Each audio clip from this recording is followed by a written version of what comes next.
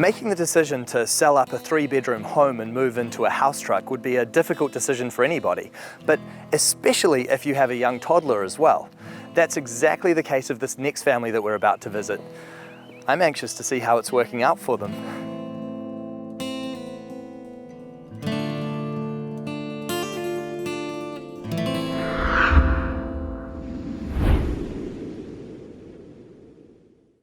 Hey Naomi! Hi Bryce. Nice to meet you. Nice to meet you too. Josh. G'day, hi. Good to meet you, mate. Nice to meet you. Now this is a very impressive looking house truck here on the section. Yeah, we love it, eh? It's massive and yeah. Yeah, it certainly is massive. So how long is this actually? It's 11 metres long. 11 metres? Yeah. So that must actually be pretty daunting to take on the road. Yeah, it is pretty daunting, yeah. So when you first got this bus, did you expect to be travelling in it, or was the intention to put it on a section and permanently live in it? We weren't quite sure. We were looking at both options, but since it is so big and has been, reasonably difficult to drive, we're thinking we'll probably just more park it on some sections and keep it kind of in one place. Well, I'm really excited to have a look inside and see what you've done with the place. Awesome, let's go. Immediately, you're just greeted with all of this woodwork, aren't you? Yeah. It's pretty awesome. Coming in here, it all looks really thick and chunky. This can't be a light bus. No. We don't know the exact weight yet, but it's somewhere around 20 tonne. 20 tonne? Yeah. Wow. Which would be another reason why you don't just want to drive it for fun. Yeah, absolutely. So what was it that actually inspired you guys to choose to live in a bus? We were considering building a tiny house, and then we met some people that owned this truck and they said come have a look, and we walked in, and just like you did, we sort of thought, wow, look at all this wood, look at the space, and by the time we'd finished touring, we had already made our decision. Making the decision to move into a house truck with a little one couldn't have been easy. How's that been? Mostly good actually. He doesn't know too much different. He was 15 months when we moved in, and he already knew how to walk and was starting to be quite aware of stairs and that he needed to slow down and go down that. And as far as things like toys and stuff go, as most people probably tell you, kids are happy with pots and pans and just a few things to play with. They don't need loads of toys, so it was quite nice to actually get rid of a few things and tell people not to give us Christmas presents. And yeah, he's loving it. So right now we're in the kitchen. Yes. This is a lovely space. Tell me a little bit about your kitchen design. So we've got a normal size oven. So we had a roast last week. Killian doesn't know what a toaster is, so we make our toast in the fry pan. And a nice large sink you've got as well. Yeah, so this lifts off, so that gives us more bench space. And then we've got just an ordinary size sink. And you seem to have a whole lot of storage in this kitchen as well. Yeah, it's quite useful having the chopping boards just hanging there, and I like the look of them. Yeah. And then we've got just little wee cupboards for our mugs and that kind of thing.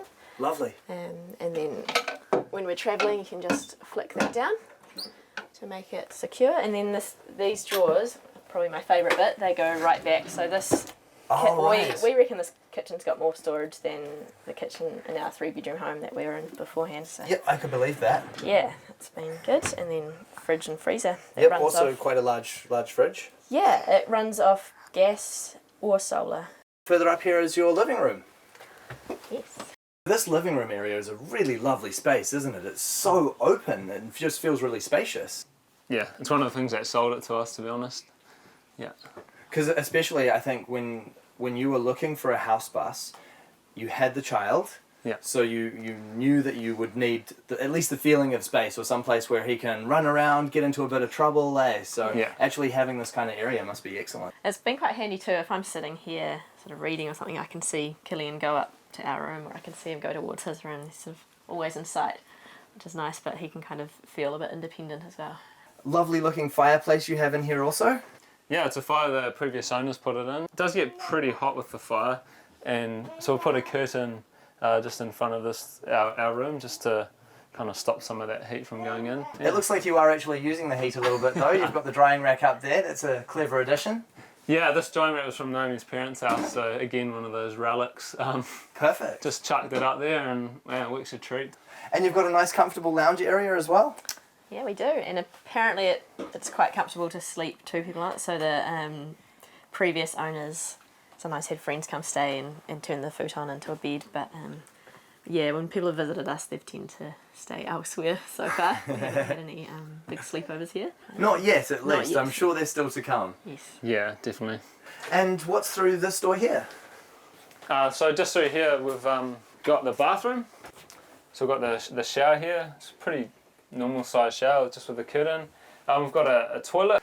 So at some stage, again, one of those jobs that you think about doing, maybe you switch into some kind of composting system. So with the tank right now, you have to go to a dump station with it, or how does that work? Yeah, so we just empty it into a smaller tank, chuck it in the car, and then go to a dump station. Right. So it's one of those jobs. It's not fun, but just part of the gig of living in here. So yeah, fair enough. And up here we've got Killian's room. yeah, this is Killian's room. So it's a nice big space, and this is where he sleeps, just here. Oh, this is fantastic. And a single bed for us to kind of lie on and put him down, and sometimes we end up sleeping on it if he's not having a good night. Yeah. So we're nice and close. So this could be a double bed. We could move down into here as well. So it's got quite a lot of options. And then this here is also, I guess, another room. So the previous owners had 2 daughters living in here. So one was in here and one was in here. Right. And we've made it our storage space at the moment. So what an incredible space for a kid though, eh? Like you can Yeah. imagine just having the best adventures up here. Loads of area for play too. loads of area for play. We've had lots of other kids come in here and they just absolutely love this space. It's just like a tree heart, whatever, they just absolutely amp off it. So yeah, it's pretty awesome. Yeah. Was that a concern when you were looking at the buses? Were you sort of a little bit worried about how it would actually be being with the 3 of you in the space and how he would adapt to actually living in a bus? I did give it some concern, yeah, but we're pretty adventurous people. We sleep in tents. When he was 4 months old, we went camping for about 8 or 9 days.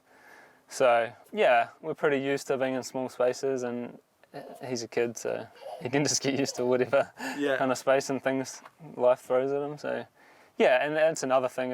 It's cool that he can become a bit more adaptable.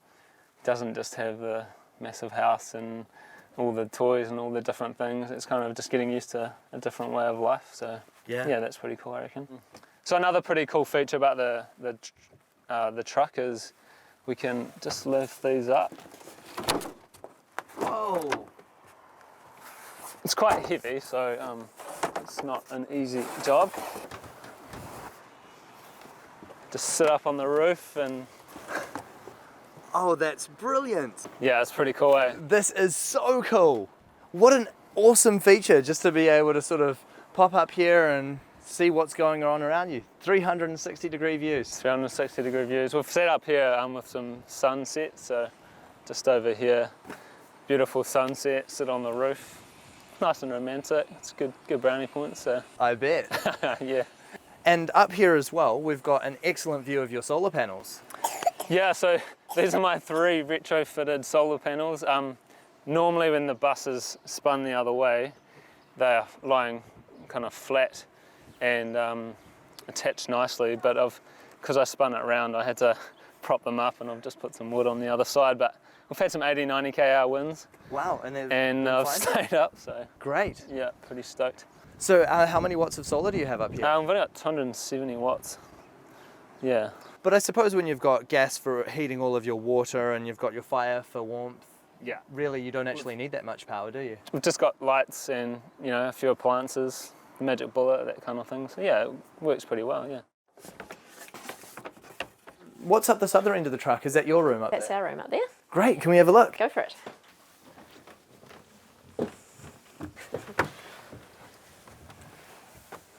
Oh, this loft area is so cute.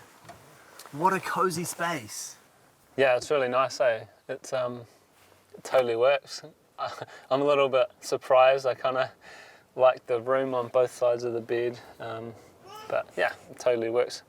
So you guys have been here now for around 9 months. Yeah. Has it lived up to your expectation? Is living in a bus as a family what you expected it to be? Yeah, I think it's been good for a lifestyle choice. I was hoping it would give us more time as a family, and it definitely has. And so Josh is working less than 20 hours a week, and it's been awesome to have him home in the afternoon, evening to hang out with Killian and kind of give me a wee break here and there. So. Yeah, I think living in a small space has its challenges for sure, but yeah, it's one of those things, you know, if you just have a good attitude and kind of decide to do it and want to do it, then it's going to work pretty well, and it does free up other parts of your life to do the things that you want to do. So yeah, there's kind of little toss-ups you have to make, but yeah. So what are some of those compromises? What are the things that you've struggled with living in this home? Probably one of the biggest things I think is having people over. You know, we can have people, we've had 14 people in here for a dinner, family dinner. And yeah, people do come over, but they're probably not as likely to come over and stay. And so I guess hospitality is maybe slightly more challenging in this kind of space. But during the summer, it's totally fine, especially on this section. We've had lots of barbecues and you get the backyard cricket going, and so yeah. So tell me a little bit about the section where we're on right now. What's the story with this place? Okay, so there was a beautiful wooden home here before the earthquakes, and then it got demolished after the quakes because it wasn't going to be viable to repair it. And then the family sold the section to some people that we actually knew, and those people don't want to build till about November this year, so they said park on the section, and yeah, you're welcome to use it while we're not building. Great. Yeah. Because that's quite a common thing here in Christchurch right now. There's actually a lot of available land because of the quake damaged homes, eh? Exactly. Being residents of Christchurch and going through something like the earthquake, did that change your idea of what housing security was? Yeah, it did a little bit. It sort of kind of reminded me that nothing is permanent. That yeah, it's nice to have a roof over your head and that kind of thing, but it's not guaranteed that it's going to still be there the next day. Because that's something that I think I've really noticed here in Christchurch, that I think you go through an event like an earthquake and you see family homes destroyed and you see so much destruction, and also people that in one natural disaster lose everything. And all of a sudden, the idea of maybe a little house on wheels or a little house truck that you can move about that is autonomous as well, so you're not having to rely on the public infrastructure, all of a sudden that can feel a lot more secure than a large family home, eh? Yeah, for me, like, if an earthquake happened now, a massive earthquake, like, I wouldn't want it to, but we're pretty good, you know, we've got our solar and our gas. I guess we've got our water we'd have to think about, but yeah, we'd be able to help other people because this is just going to move on the wheels, which it has done. We have had a few earthquakes. So what about the cost of this home? Yeah, so we paid $60,000 for the home, so we thought that was pretty good. Yeah, we were looking at building a tiny house through a builder, because we just didn't have the time to, you know, spend 4 or 5 months building something, and that was going to be about 70-ish. So yeah, we thought it was a good amount. So yeah, absolutely. Yeah. I mean, $60,000 to have your whole home, and a home which is this size as well, a really good space for your family, all really well constructed, made out of beautiful timber. Yeah. That's a fantastic result, isn't it? Yeah, we're pretty stoked with that. So yeah. Well, I am incredibly impressed with this home. I am really impressed with the fact that you're managing to live here so well with the little one as well. Yeah. Thank you both so much for showing me around. It's been a real pleasure. Thank you, Bryce. Awesome. Thank you. I really can see why people would be apprehensive about moving into such a small space with a family. But what this family's story has shown me is that there are unimagined benefits beyond just the confines of the space. By moving into a simpler, smaller space and downsizing their lives, they've also managed to downsize their needs, which has allowed Josh to spend more time with his family, to watch his son grow up. And really, I don't think that's something you can put a monetary value on. Looking at the way that this family interact with one another and occupy this space, it really is clear to me that they've made a very good decision.